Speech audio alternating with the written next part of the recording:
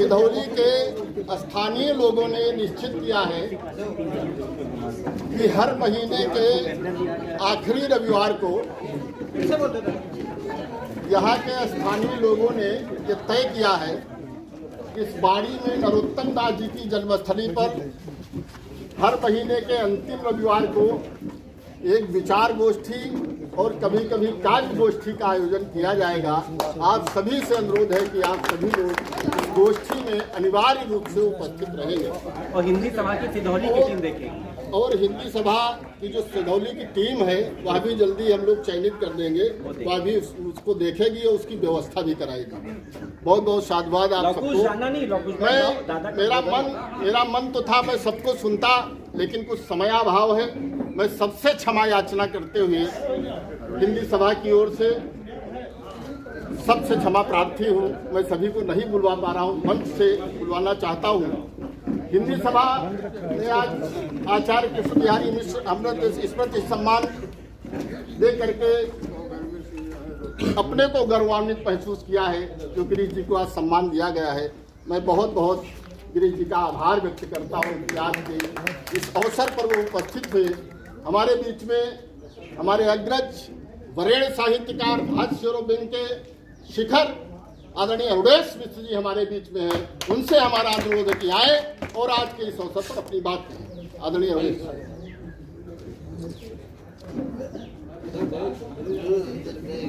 उधर न गए हो तो नंबर ही नहीं आता। इधर उधर जाने की आदत है तो क्या करें।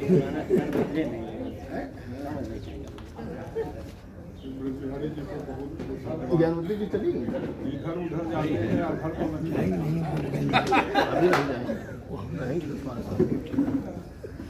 आज हिंदी सभा वार्षिकोत्सव के शुभारंभ दिवस पर आयोजित इस द्वितीय चक्र के समारोह के मुख्य अतिथि हमारे प्रिय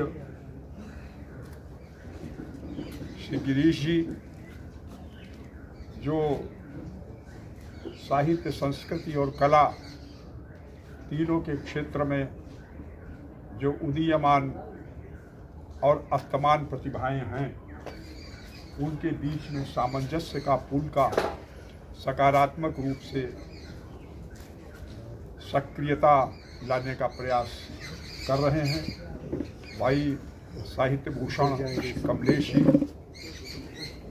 हिंदी सभा के अध्यक्ष श्री आशीष जी, महामंत्री श्री रजनीश जी, सबके नाम सबकी जिम्मेदारियां पर हैं।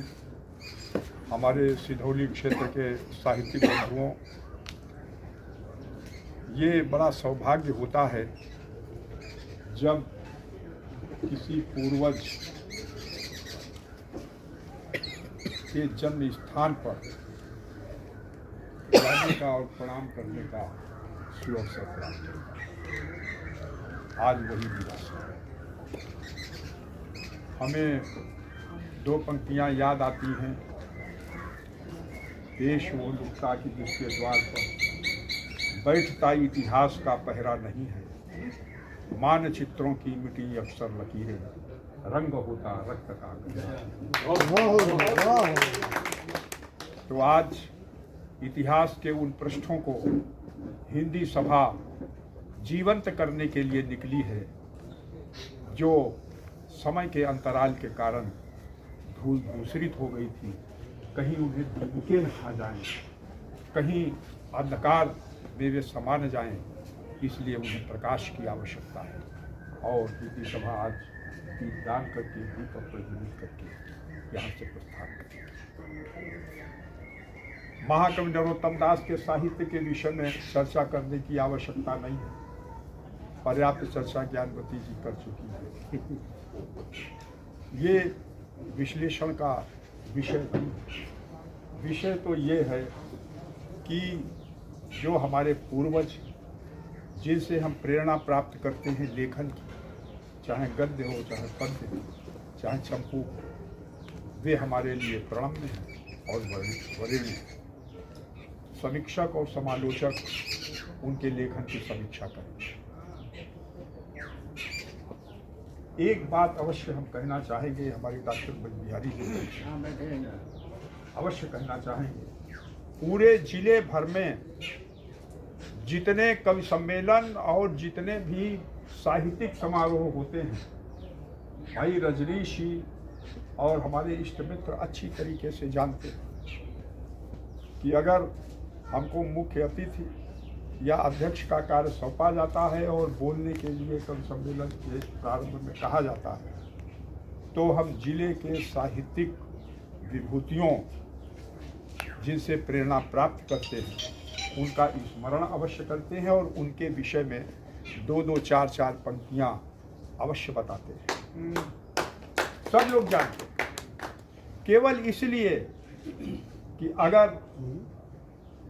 हम जिनकी वंश परंपरा को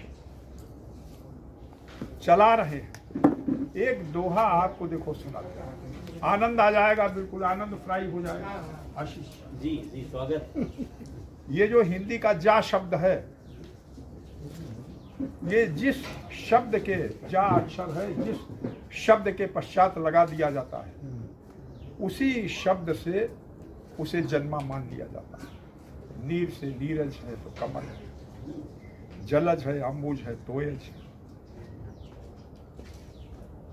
तो हम लोग कहे जाते हैं कविराज, कविराज से उत्पन्न कविराज। तो हमारे तो पूर्वज कबीरदास हैं, हमारे तो पूर्वज नरोत्तम दास हैं, हमारे तो पूर्वज डॉक्टर कृष्ण बिहारी मिश्र हैं, बिहारी हैं, चंद्रवरदाई हैं, महाकवि भूषण हैं। तो हमको जो प्रेरणा प्राप्त होती है वो उन्हीं के लेखन से प्राप्त होती है। इसका ध्यान रखना बड़ा आवश्यक है। अगर हम अपनी 4 कविताएं किसी कवि सम्मेलन में पढ़ते हैं तो हमें एक कविता या 2 पंक्तियां अपने किसी पूर्वज की भी पढ़नी चाहिए, क्योंकि ये लियन, ये सामंजस्य, ये तारतम्य बना रहना बहुत आवश्यक है। जो देश, जो समाज अपने पूर्वजों को भूल जाता है, विस्मृत कर देता है, वो दिशाहीन हो जाता है। ये मार्ग प्रशस्त करने वाली शक्तियाँ हैं जो दिव्य हैं, माँ सरस्वती के आशीर्वाद से धरती पर अवतरित हुई। और चाहे कुछ हो जाए, धर्म, जाति, संप्रदाय, देश, राज्य में मानव जाति चाहे कितनी ही वितरित क्यों न हो जाए, लेकिन साहित्य, संस्कृति और कला के क्षेत्र में, संगीत के क्षेत्र में कार्य करने वाला जो व्यक्ति है वो इन सबसे ऊपर होता है। वो कभी भी इस तरीके की बात नहीं करता। आज के इस अवसर पर अधिक बोलने की आवश्यकता नहीं है। जी जी, हम एक अनुरोध करेंगे कि जितने साहित्यिक बंधु यहाँ पर उपस्थित हैं वे यहाँ पर बोले हों अथवा न बोले हों। जो न बोले हैं उन्हें विशेष रूप से 3 दिन हिंदी सभा का वार्षिकोत्सव है, अधिवेशन है, विभिन्न सत्र हैं, कम से कम 6 सत्र हैं, 6 से अधिक 9 सत्र हैं। आप लोग आइए और उसमें आपको जो भी प्रस्तुत करना है मंच से प्रस्तुत कीजिए। यहाँ अवसर न मिला हो वहाँ सुअवसर मिलेगा, इसलिए सबको हम आमंत्रित करते हैं और अधिक से अधिक लोगों को